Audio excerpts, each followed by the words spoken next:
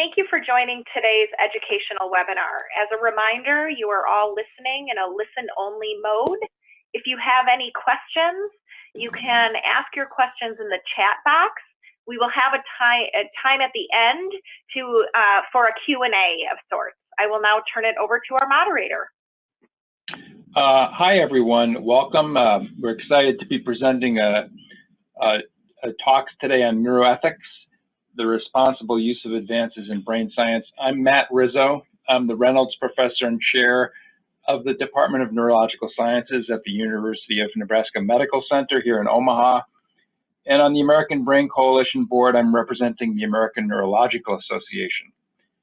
Here today as the ABC Program Chair. We're really excited to be co-sponsoring with the International Neuroethics Society, which is a member of the ABC, this exercise today on neuroethics. We're going to ponder some important questions today that are very timely and in the news regarding ethics, social, legal, and ethical implications of the advances that we're having today in neuroscience. There are so many advances in mind and brain health and treatment of brain disorders, actually knowing when you have diseases before they actually manifest. So we want to know the implications of neuroscience and its role beyond the research lab in clinics, classrooms, courtrooms, offices, homes, all around the world. So we're really excited today to have world-class speakers. We have Dr. Paul Root Wolpe, who is a distinguished director of the Center of Ethics at Emory, and Dr. Diana Shineman. She's the VP for Research and Medical Programs of the Tourette Association of America, which we're proud to say is working with us on the ABC. So Dr. Wolpe is going to speak first, and let me go through some of his credentials, which are extensive. He's the Raymond F. Shinazi Distinguished Chair, Research Chair in Jewish Bioethics. He's a professor in many departments: medicine, pediatrics, psychiatry, neuroscience, biological behavior, sociology, and he's the director of the Center for Ethics at Emory University. He moved there in 2008 from the University of Pennsylvania, and he'd been on the faculty there for a couple of decades in psychiatry, sociology, and medical ethics. And also there was on the faculty in the Center for Bioethics. He spent about 15 years as a senior bioethicist at NASA, where he still serves as a consultant. He's an editor-in-chief of the American Journal of Bioethics Neuroscience, and he's on the boards of maybe a dozen other professional journals in medicine and ethics. He's a co-founder and board member of the International Neuroethics Society, and we're very excited to have him joining us today. So he's going to speak now on ethics in neuroscience. So Dr. Wolpe, take it away. Thanks very much. Just someone confirm, can you see my title slide? Matt? We cannot, so go ahead and click share. I did. Okay, let me just double check that. Okay. Why don't you click stop? Oh, here we go. All right. Can you see it now? Yes. Okay, great. Thanks. Welcome, everyone. Thanks for this opportunity to speak to you briefly about neuroethics, a field that was founded by, it was one of those rare fields actually founded by a group of us, 12 people, including Steve Hyman, at the time provost of Harvard, Mike Gazzaniga, well-known neuroscientist, and 10 others, and I met at Asilomar and actually decided that so much attention was being given to genetics at the time and the ethics of genetics, that the ethics of neuroscience was struggling with many of the same kinds of issues and was far ahead of genetics in terms of actual application to human beings. And since then, we've watched the field explode. What I'm going to do today is talk about neuroethics, what it is, tell you a few concepts and assumptions, talk a little bit about some of the technologies, brain imaging, and a couple others, talk about the enhancement issue and about the creation of organoids and other small pieces of brain, organized pieces of brain, and then say a word about ethics. So what is neuroethics? There are different ways to frame the issue. You can talk about it through the ethical issues it raises, things like privacy, altering human function and enhancement. You can talk about it through the different neurotechnologies. You can talk about it through brain-computer interfaces, through psychopharmacology, through imaging technologies, and do it in a technology-based strategy, through different brain approaches, basic, diagnostic, and interventionist, or through particular findings. So there are different ways. I'm going to do a little bit of a mixture of many of these, but there are different ways to tell this story, and each one, it's kind of the blind man and the elephant. Each one gives you a kind of different perspective on both the questions and the way we try to answer them. This is a very quick synopsis of some neuroethical categories on the left and what they apply to. So there's understanding the brain, its structure and function through mapping, what personhood is, how society thinks about the brain, both their understanding of it and policy implications. Different neurotechnologies, ones that monitor the brain versus manipulate the brain. Taking pieces of the brain and doing things with them, creating small organized pieces of brain that you can then test things on, or implanting or transplanting. So for example, in Parkinson's, they have tested transplanting neurons into the brains of people with Parkinson's, excuse me, in order to try to treat that disease. And then finally, disease-oriented approaches, both diagnostic and treatment approaches. I'm not going to be able to go through all of these, but you might want to take a look at this table, and it gives you a little bit more richness than I'll be able to give you in the few minutes that I have. So the other thing to say is that we at Emory are organizing all the international brain initiatives. There are 7 of them, as you can see on that map. We bring them together once a year in Seoul, South Korea, at the Global Neuroethics Summit. Now the Neuroethics Task Force of the International Brain Initiatives. And this is just a picture from the last time we were there. For those of you who care, that's me up at the top, and one of the monks who had a fascinating, he just knew we were there to talk about the brain. And he gave us his view of the brain and the importance of the brain. It was actually fascinating intercultural exchange. So that's just one example of the kinds of things that we are involved in. It really is an international effort to try to set some global neuroethical standards and principles for research. Okay, some quick things on concepts and assumptions. Many of you may have heard of Benjamin Libet. He was the person that did a test that tried to show that before we make a conscious decision, the brain activates, indicating to him that we actually never make a conscious decision. Rather, our pre-conscious brain makes a decision, informs our conscious brain, which our conscious brain interprets as having made a decision. So in fact, said Libet, we don't really have free will. We might be able to stop that impulse, so maybe we have free won't, but we don't have free will. We just have the conscious illusion of free will, but really our brains outside of our consciousness make all of our decisions. Now that's a very controversial proposal, but I just wanted to put it out there because that's a big debate in the neuroethics world, in the neuroscience world. The question of agency, if that's true, obviously, then we don't have conscious decision-making powers. What are the implications of that for responsibility? What are the implications of that for responsibility for crime, for example? That's become a big issue in forensic neuroscience.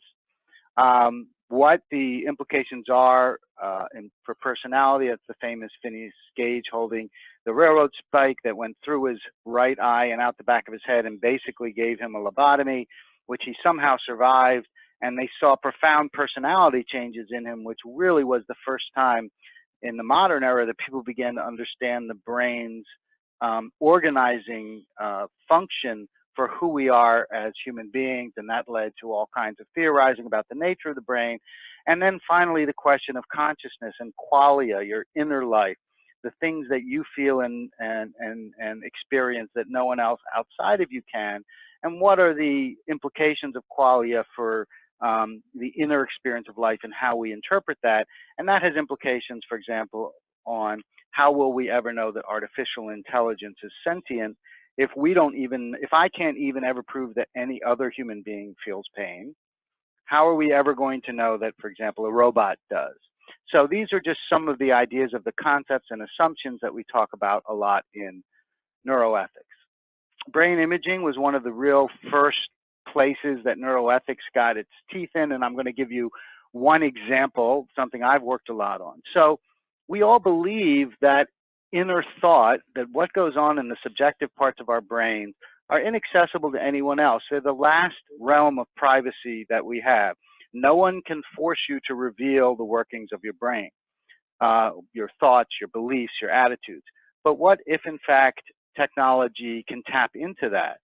Something fundamentally new is happening in neuroscience, because throughout all of history, the information that we got from other human beings, we got from their peripheral nervous system, from expression, language, like even galvanic skin response, blushing, whatever it was. But now, for the first time, we can actually use certain brain imaging technologies to directly interpret impulses in the brain. And the question is, does it matter? Is that something that changes how we think about things like privacy, for example? I think it does, and I think it does matter, though I have colleagues that argue that ultimately it doesn't. Take, for example, lying.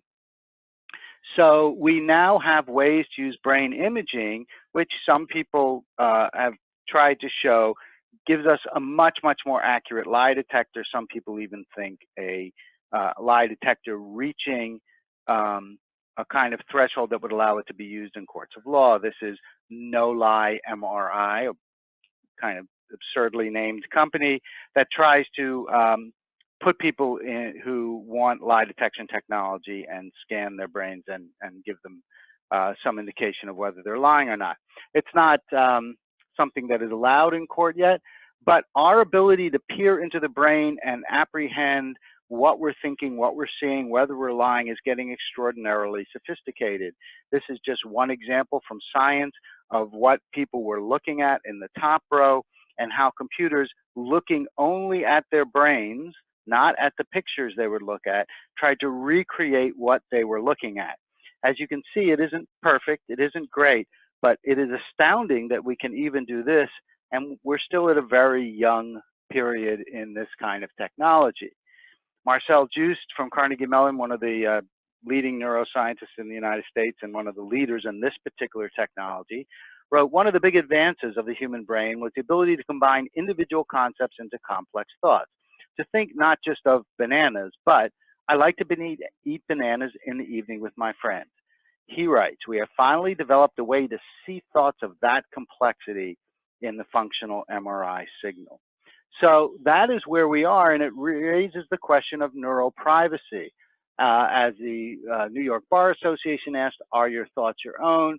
And what happens when we are actually able to put people into brain imaging machinery and say something about what they are thinking? How do we use that in law? How do we use that in the military, in terrorism? How do you use it yourself when you get home and all three of your teenage children said none of them were the ones that dented the car? Do you get to pull them off to No Lie MRI and put them in the scanner and see who really did it? These are profound questions, because this is the deepest realm of privacy. If people can tap into my brain, then there really is no privacy left. As Donald Kennedy, former editor of Science magazine, wrote, I already don't want my employer or my insurance company to know my genome.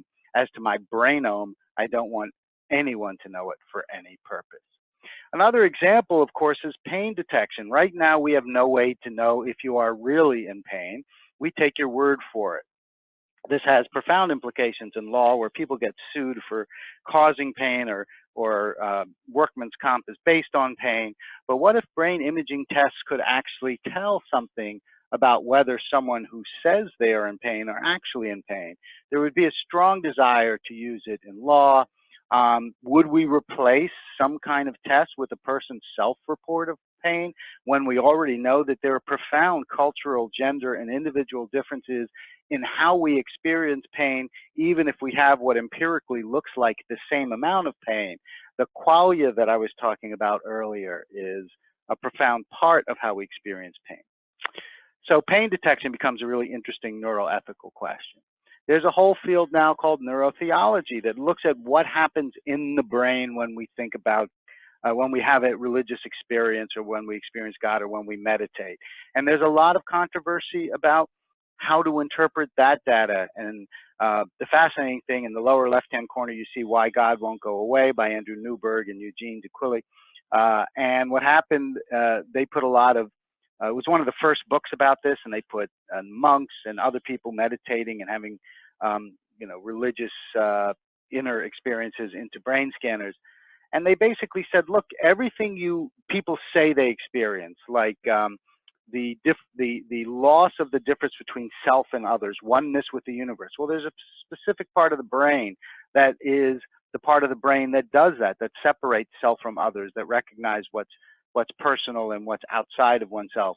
And they show that that inhibits, it quiets down, it stops functioning fully during meditation. So in fact, exactly what people say they experience is we see correlates in the brain, which led non-religious people to say, you see, it's all a function of the brain, and led religious people to say, you see, God has exquisitely designed the brain to have a way to know him. So the neuroscience findings didn't change anyone's mind, but they do give us a deeper insight into how the brain experiences even religious experience. Now people are talking about ways to try to improve brain function, including psychopharmaceutical enhancement, something that can be done either through natural stimulants and natural drugs or through ones that are created in the pharmaceutical industry. Some quick examples, using something like modafinil, which is an attention-enhancing drug, though it's not a stimulant, it's not an amphetamine like Ritalin or Adderall. So they took some pilots, they put them in a flight simulator, they gave them modafinil, some of them modafinil, some of them a placebo, and they threw emergencies at them in the flight simulator, asking the question, would they do better on this attention-enhancing drug? And they did much better. Not only did they respond faster, but they responded more appropriately. So now the question becomes, do you want your pilot to be on modafinil? Should we require people who have other people's lives in their hands to take these drugs? It's an interesting ethical question. And would it lead to a drugs arms race in business if the guy next to you is taking modafinil at his desk and he's outperforming you because he's got this incredible attention capability? Then do you need to take modafinil just to be competitive? Another example are beta blockers. They're using them for PTSD, and it suppresses memory. This is a complex idea, and it isn't exactly that it suppresses memory. It deconnects memory from its emotional valence. I don't have time to go into the details of that. People are interested in Q&A. But we are beginning to get closer to the idea that we can, if not erase memories, suppress them or make them less prominent, and maybe at some point, and it seems like in mice, we might be able to actually erase certain kinds of memories. That itself may have consequences that right now we can't predict, like certain kinds of amnesia have been found when they try to do that. Finally, or not finally, but next, memory enhancers. Eric Kandel, who won the Nobel Prize for learning how brains encode memories, is working on memory enhancing drug through his company Memory Pharmaceuticals. It is for Alzheimer's and other people with memory problems, but it should work on everybody. So will we soon be taking Kandel's little red memory pill just to enhance our normal functioning memory? And then finally, things like oxytocin, which seems to be a trust enhancing drug. Larry Young here at Emory is one of the leaders in this research, and he asks questions like, should we be, and we do it through a nasal spray, an oxytocin nasal spray, should we give a spritz of oxytocin to a paranoid schizophrenic before he goes in for the doctor's appointment to try to see if we can encourage him to be more socially trusting, or is that a violation of his rights? So those are some of the kinds of questions around pharmaceuticals that we in neuroethics ask. A guy named Julian Savulescu at Oxford has written a book on how he thinks that we have identified, he doesn't think it's true, we've identified areas of the brain that are active in moral decision making. And he asks the questions, what should we do about this. Should we try to figure out how to enhance a brain's moral decision-making capability? And he's argued that in this world today, we need to start morally enhancing people. I think it's very problematic to say that. If you talk to people who are members of terrorist group or ISIS or other groups, they have moral reasons why they say they do what they do. So the idea that if we morally enhance people, they will become sort of Western-style liberal thinkers, I think is an assumption that may not be true. Morally enhancing people may not actually have the consequences that Julian Savulescu thinks they will. Then you can start stimulating your brain. Nowadays, you can buy brain stimulators that send electromagnetic pulses into your brain. You can get them online. We have students, so here's one you can get online. We had some neuroscience students come into a seminar on this, having brought their own homemade neuro enhancers where they're actually using a 9-volt battery to send electricity into their own brains and stimulate their brains. I don't recommend this at all. In fact, I don't recommend any of this. We don't really know what happens when you send these pulses into people's brains, but the people who use them swear that they enhance their ability to pay attention and their memory. Or you can really splurge and get the non-invasive cortical enhancer system, which is not available in the United States. It's thousands and thousands of dollars. It's just a fancy way to do what a 9-volt battery and 2 sponges do for a lot less money. All over the world right now, there are seminars, there are workshops, there are conferences talking about how we can improve the human brain. And if you're interested, you can go to one of these. It's all over the net. You can look it up and read about them. Brain matters. We're almost at the end here. What do we do with actual pieces of brain and neurons, which we can now either well, this is not just taking brain out, it's also putting things into the brain. So we'll start with deep brain stimulation, brain prosthetics. This is putting mechanisms into our brains. In deep brain stimulation is shown to be a good treatment for the symptoms of Parkinson's, and now for even certain psychiatric syndromes like intractable depression or obsessive compulsive disorder. But these stimulators are getting more and more sophisticated and even have their own artificial intelligence elements. They're not only used for these kinds of syndromes, but they're part of the systems of people who are using prosthetics limbs that are, you can see in this picture that he's got 2 pedestal plugs sticking out of the top of his head. Those plugs are plugged in to mechanisms that are sticking out of the top of his skull that themselves are stimulating his, or they're not stimulating, they're implanted in his brain so that his brain impulses can be used to move a prosthetic limb. That's the prosthetic limb that the technician is standing in front of, and the man in the wheelchair is using brain waves to move that artificial hand through probes in his brain like this one. Some of that work was done by Mikhail Nikolailis of Duke. That's his owl monkey. He had actually implanted electrodes in the brains of owl monkeys, taught them to look at a screen where a prosthetic hand in another room sat, and whatever the monkey did with their right arm, the prosthetic arm did, until finally the monkey realized it and began to move their arm around in fascination, watching the prosthetic arm move. And then eventually the monkey could drop her, and it was a female, her right arm, and watch the screen and move the prosthetic limb in the other room with their brain, which made that monkey probably the first primate in history to have 3 independent functional arms.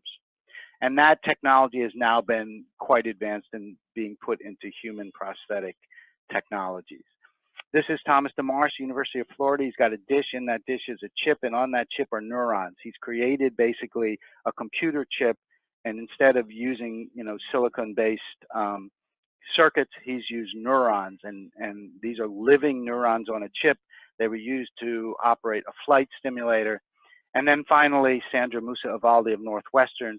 That is a completely intact living brain of a lamprey eel, which he embedded in nutrient medium, kept it alive for many, many hours, a completely disembodied brain, and used it as a processor to move a cart around a room. So these technologies have gotten quite sophisticated, and the Pentagon has been very interested in using them to try to connect soldiers to technology. So can we actually hardwire a pilot to his plane, a warfighter to his exoskeleton? Can we actually begin to integrate technology into brains in order to use them for tasks? We've also now created brain-to-brain interfaces where we've connected brains together, where one brain can send information to the second brain.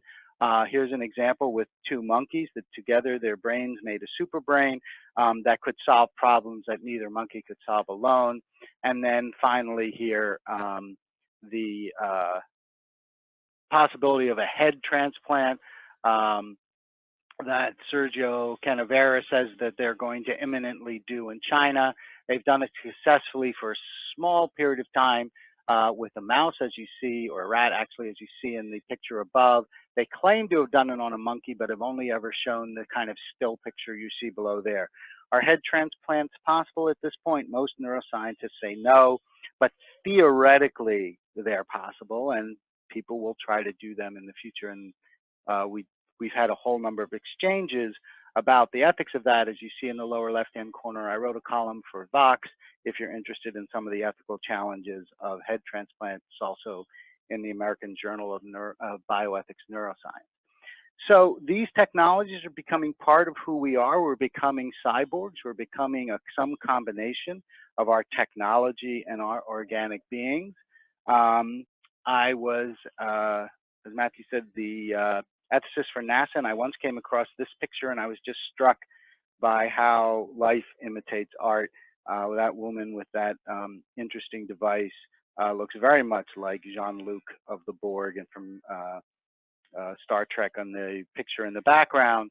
And we should never also forget that we've actually had a cyborg who was governor of the state of California. So to finish up, these are profound ethical questions. We are now able, through neuroscience and through biotechnology and genetic engineering, to begin to engineer who we are in the future, which raises a number of questions to ponder. The question of privacy. Do we have a right to the privacy of our own brain, or does the state have a right to breach that privacy under certain circumstances? Who has access to that? Can you take your child into no-lie MRI to see if they dented the car? And what about military, legal, school, parental rights?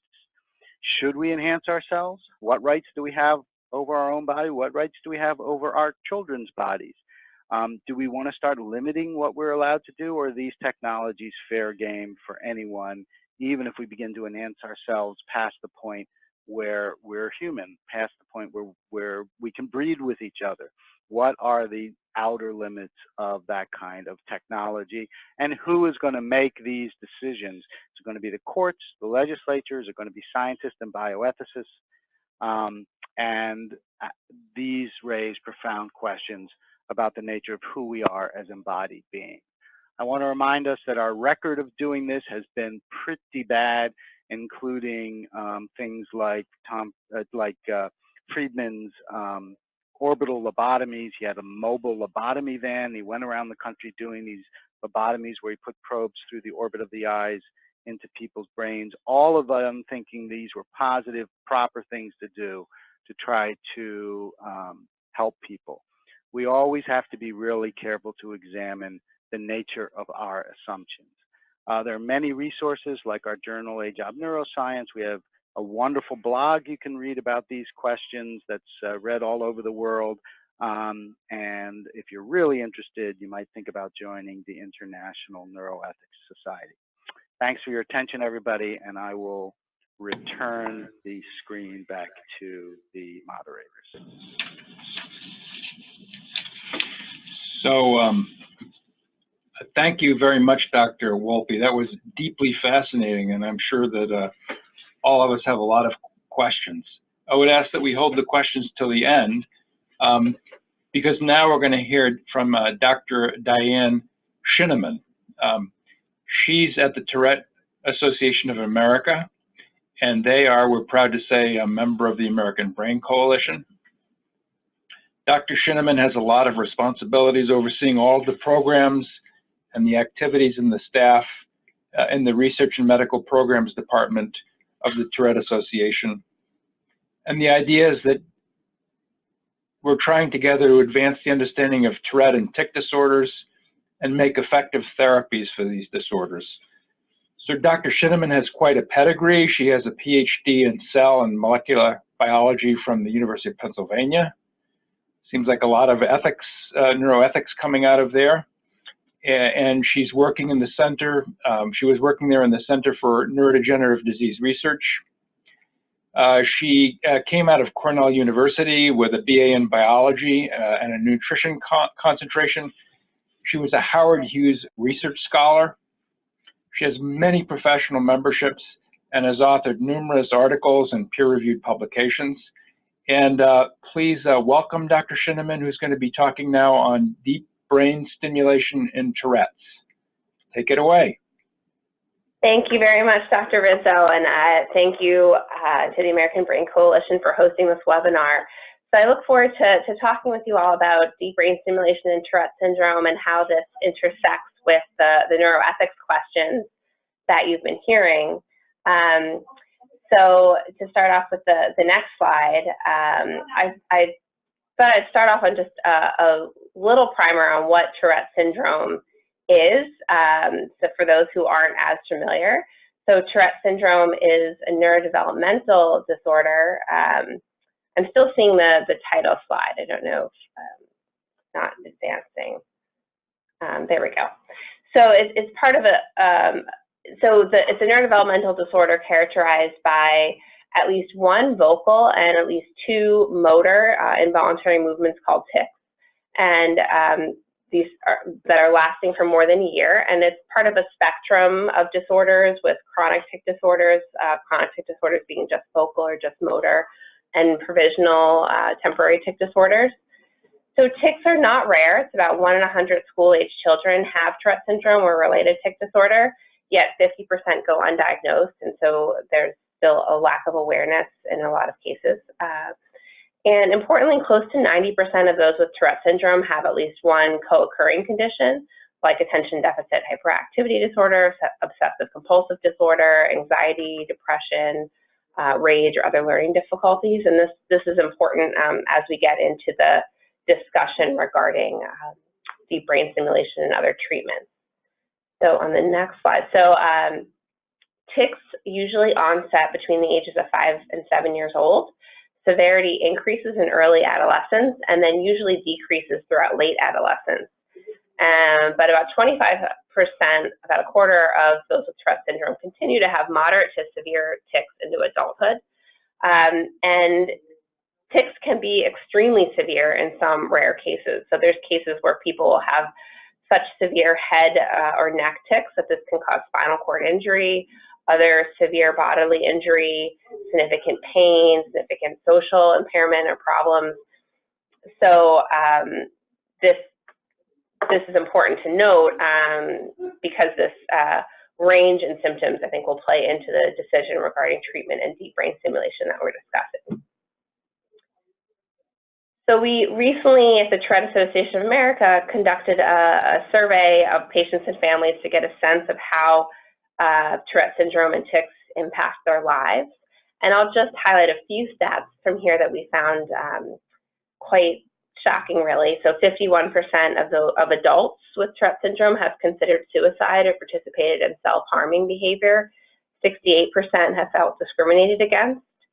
Regarding treatments, 30% have tried 5 or more medications at some point in their life, but almost half still feel that their symptoms are not adequately controlled by existing medication. So we can go to the next slide, but I think what this highlights is really that while there's a lot of treatments for Tourette syndrome, there's still a lot of challenges in getting quality or sufficient treatment for the condition. Just actually a few weeks ago, the American Academy of Neurology released the first U.S. treatment guidelines for tics in people with Tourette syndrome and chronic tic disorders.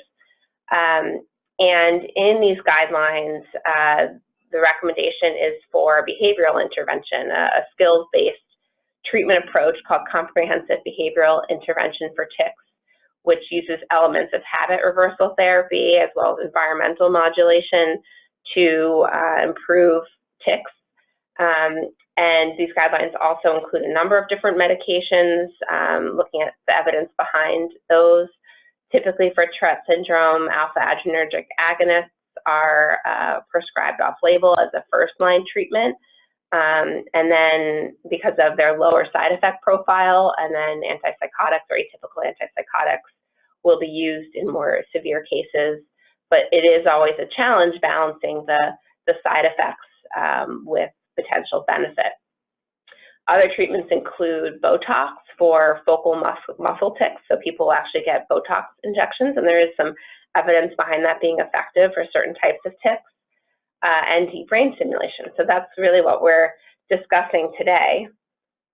So on the next slide, deep brain stimulation is a neurosurgical procedure, as I know, most of you are probably aware. From the image here, you can see that there's a probe implanted into a certain part of the brain that will stimulate. And in Tourette syndrome, usually the probes that have been done so far are targeting the thalamus or the global pallidus regions. And then there's typically a battery that's implanted subcutaneously, which you can see in the picture here. And because this is a neurosurgical procedure, it's really been generally recommended for severe, like I mentioned, those severe where there's risk for bodily harm or injury, severe medically refractory cases. And it's still considered experimental. So deep brain stimulation is not FDA approved for Tourette syndrome. It is approved for other conditions, as was mentioned by Dr. Wolpe earlier, for depression, Parkinson's disease, OCD, but still considered experimental for Tourette syndrome. So next slide. So the reason why this is really an ethical issue, I think, is in some ways unique to Tourette syndrome, although I think there's general ethical issues with deep brain stimulation that are also currently being discussed and explored. So for Tourette syndrome, as I mentioned previously, tic onset is in childhood. And I mentioned that kind of natural course of the disease progression because there was concern when this was initially proposed as a therapy that children would get implanted with this neurosurgical device and go through the risk of that procedure when perhaps their tics would have just gotten better anyway with age. And there was a concern that that would also, perhaps give people the false impression that the deep brain stimulation is working when it's really just the natural course of tics getting better throughout lifespan. So that was one concern when this was initially proposed as a treatment option. Even for adults, tics can wax and wane, so tics can get much worse during periods of stress or in certain environments, and so that can also make it tricky to assess whether deep brain stimulation is necessary or whether it's really working or not. And I described all the other treatments for Tourette syndrome just to highlight that there are a number of available treatments, but it can be challenging. So you saw from our impact survey, people have tried 5 or more medications.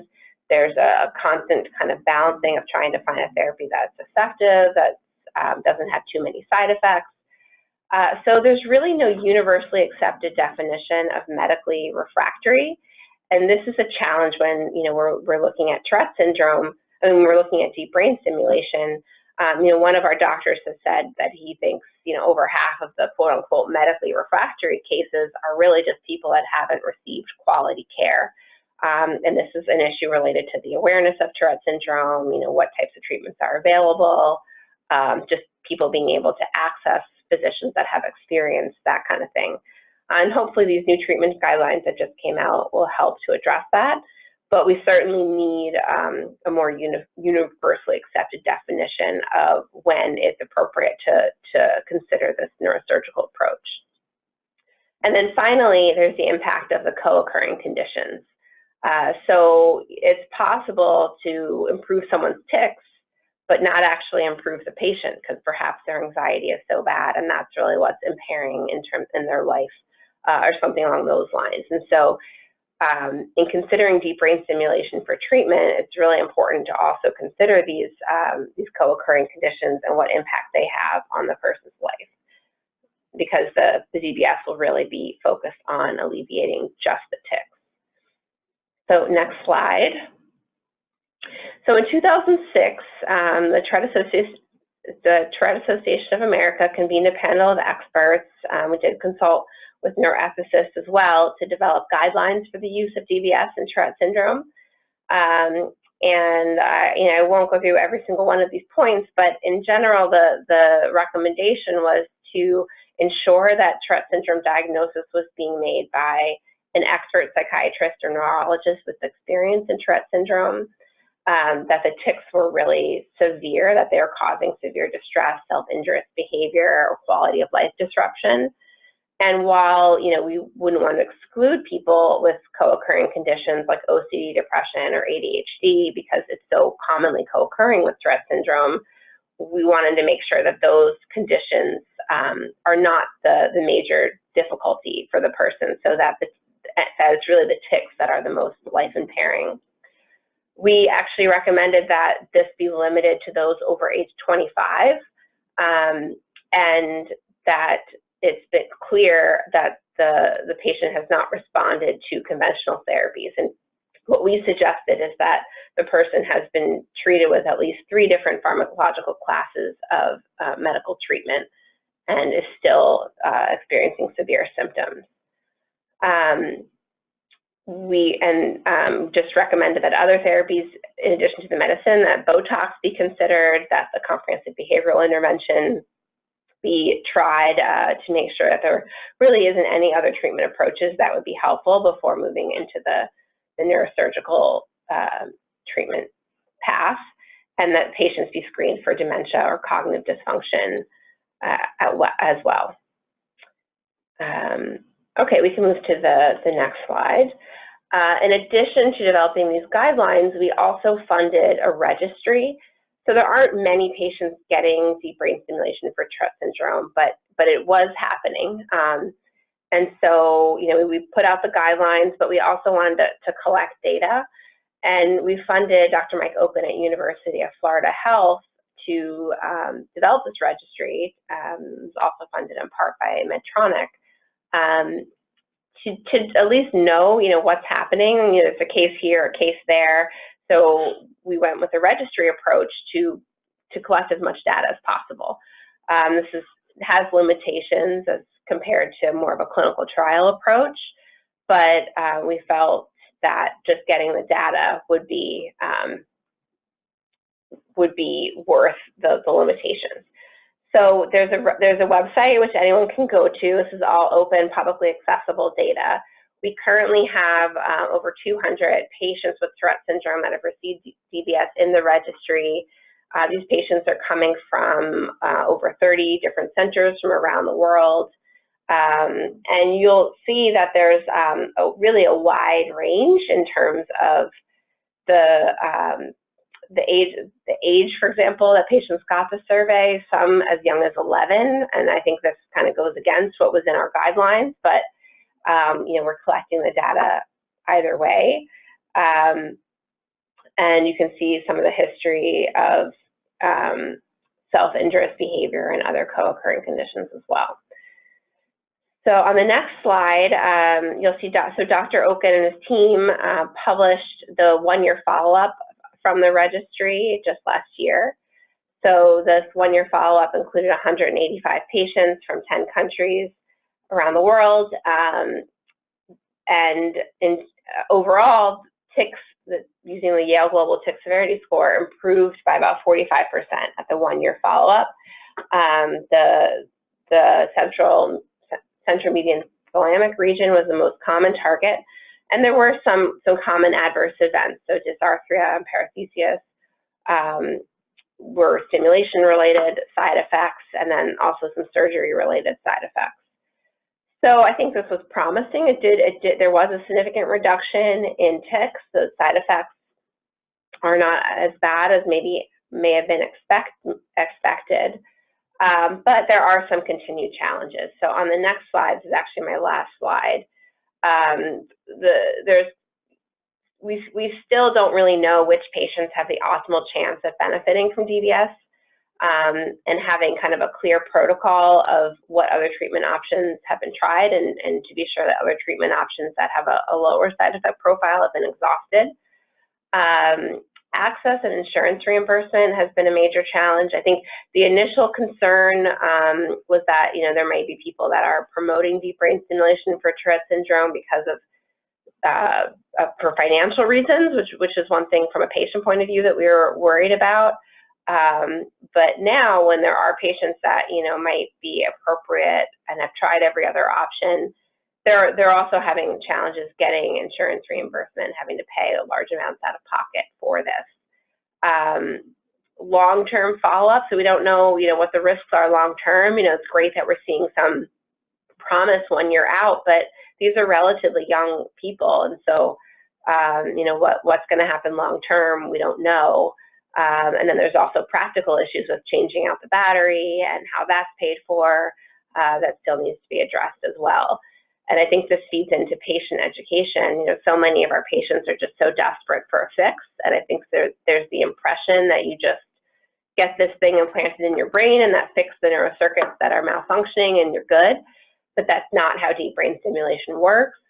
You know, and I think providing that patient education is still a work in progress as well.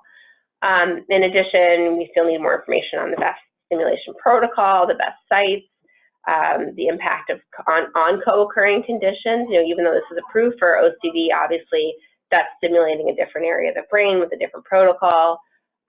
Wouldn't it be wonderful if you could, you know, maybe get rid of multiple things? And I don't know if that will be possible, but it's certainly something that needs to be looked at. And then also, which is kind of another interesting future direction, is closed loop adaptive stimulation. So using a biosensor to be able to sense when a tic is happening and just stimulating at that time, which could, you know, reduce side effects, improve battery life, and have other benefits, but is currently just an area of research. So lots to still think about and consider, lots more research that needs to be done, but, you know, I think certainly an area that has been and will continue to benefit from neuroethics expertise moving forward. So thank you very much. Happy to entertain any questions. Well, thank you very much, Dr. Shineman, and thank you very much, Dr. Wolpe. You've covered a lot of ground from the global to the specific in Tourette syndrome, and you know, there are questions that arise regarding professionalism and truth-telling, and even maybe from brain images and confidentiality, and maybe brains can be read. There are issues of informed consent and refusal, maybe even by children who maybe would be getting DBS. There are issues of cognitive impairment, and some that we might not even gotten into regarding vetting the performance of, say, a neurological caregiver who might be becoming impaired, like a neurosurgeon. The issue of requests for enhanced function in healthy individuals came up, and there might be issues of social justice tied to that. We didn't talk about issues of death and dying, and brain death, and physician-assisted suicide in people with neurologic disorders, all very important. Inherent in what we talked about today is developmental disorders like Tourette's and genetic basis, and maybe genetic testing in people who might not know they have a disorder and how we treat that. So there are a lot of issues that are raised, and I know there are questions in the audience. One that came up was on, has focused ultrasound been explored as a treatment for Tourette's? So that's a very specific question, and I guess I'd address that to you, Dr. Shineman. Yeah, so it's something that's been discussed and brought up, but I don't know if we really have enough research to see if it's something that could be alternatively used. So yeah, I think it's still an open question that's deserving of more focus. Okay. If there are not any other questions right now, let me ask. One of the things that came up that was very fascinating that Dr. Wolpe maybe sort of was getting toward was issues of agency and autonomy and who is in charge. I know you showed a picture of Commander Picard and, you know, in a Borg gear. And, you know, with implants in the brain, you know, the implant might drive you to do one thing, whereas you want to do another thing, you know, maybe analogous to what happens in, say, an automated car where the driver wants to do one thing and the car wants to do another thing. And the question is, who is in charge and how shall we resolve that? That's kind of a broad question, but any thinking about that, Dr. Wolpe? So there's been a lot of discussion about that as we begin to develop more sophisticated prosthetics, especially brain prosthetics. We are actually putting second brains, if you want to consider artificial intelligence or processing chips and things as brains. We're actually putting second and third, sometimes, thinking mechanisms into the human body. It could be a chip in a prosthetic arm, or it could be a chip connected to the brain. They've been testing prosthetic chips for hippocampal lesions. So your hippocampus takes short-term memory and encodes it into long-term memory. And if you have a lesion in there, you can have that syndrome where people can't form long-term memories. They've been testing in rats some prosthetics that take the impulses coming in short-term, bypass the lesion, and put them back into the hippocampus. That technology has its own AI component in the technology. So you're really putting a second little brain into your big brain. So yeah, it's a very real set of questions. And as these technologies get more and more sophisticated, those questions are going to get more and more trenchant. And you're absolutely right to use the analogy of automated cars. As they get more sophisticated, they're going to start making decisions. And it's not just a matter of their decisions versus our decisions. They're going to have to start making decisions with profound moral implications. So we're going to not only have two intelligences, we're going to have two moral agents potentially competing against each other. It's funny, what goes around comes around. I'm thinking of the Dr. Strangelove movie with Peter Sellers, whose hand had a mind of its own. And so now we have to actually, instead of laugh at that, actually figure out how to solve it. Exactly. So another thing that sort of is food for thought is that there's an opportunity now with the sophisticated diagnostic and genetic and proteomic tools that we have to figure out if there's a problem going on in a person, that they have a disease before they even manifest it, so that there's maybe a chance to fix things, like, for instance, with genetic editing and using CRISPR to avert a problem that you think might develop, as in China, where a scientist was trying to edit out proteins that might make a newborn predisposed to AIDS when the father had AIDS.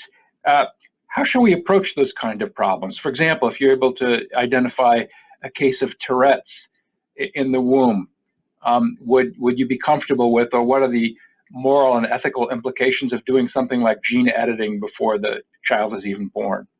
I would open that up to Dr. Wolpe and Dr. Shineman. Oh, you know, this is also a question that we've been thinking about now for decades. You know, what Dr. He Jiankui did by genetically engineering genomes and bringing them through gestation and creating the first genetically altered human beings was, in the view of almost every ethicist, every government, and most scientists, completely unsupportable ethically.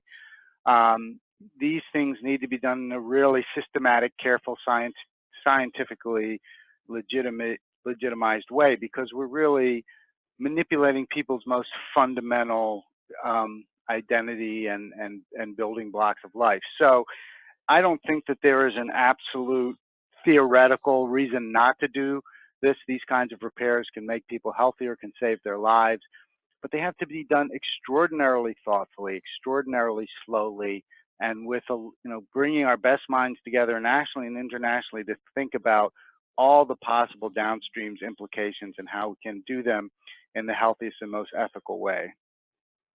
Okay. Yeah. I want to mention that there's a question that may be relevant from Wendy Agnese. I hope I'm pronouncing that right. To what extent are pharma, biotechnology, and device companies engaging experts in neuroethics into their clinical trial design. Let me say a quick thing about that, and then I'll turn it to Dr. Shineman. It's funny you should ask that question, because I almost said this in the former question. We have a project ongoing now where we're inviting top pharmaceutical companies together to answer the following question. We're getting better and better, as you just said, at predicting downstream disease. So we can now tell in 8- and 9-year-old boys some subgroup that is at greater risk for schizophrenia. We've pushed back risk of autism detection to 6 months old, 12 months old. So we're getting better and better at predicting that people are more susceptible to get disease in the future. Now, if I'm a pharmaceutical company and I have a drug that I think might be preventative, how do I test it? You know, I've got a bunch of 8-year-old boys I think might be more at risk for schizophrenia, but still a large number of the ones at risk won't get it. Do I get to test really tough psychiatric drugs on these kids?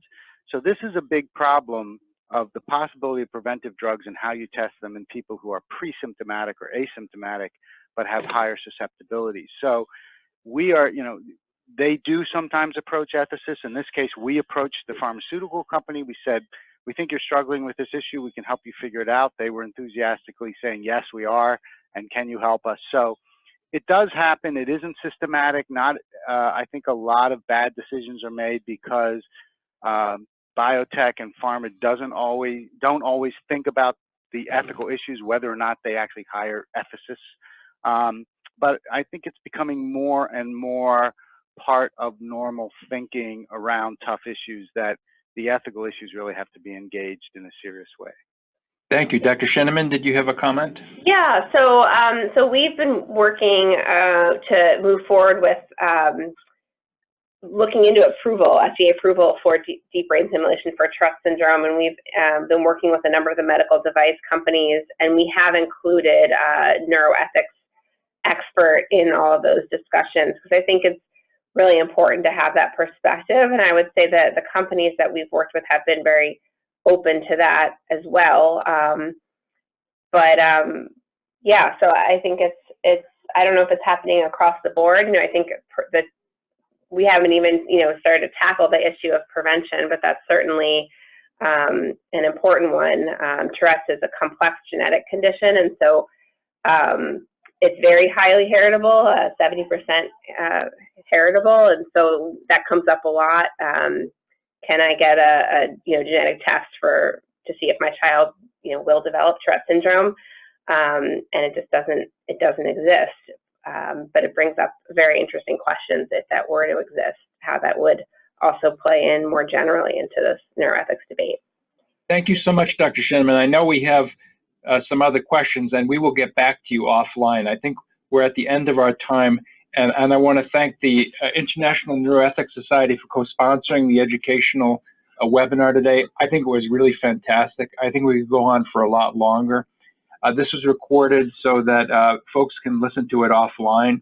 So I want to thank again Dr. Paul Root Wolpe, the Director for the Center of Ethics in the Emory Center for Ethics, and Dr. Diana Shineman, the VP for Research and Medical Programs at the Tourette Association of America. Thanks everybody for participating.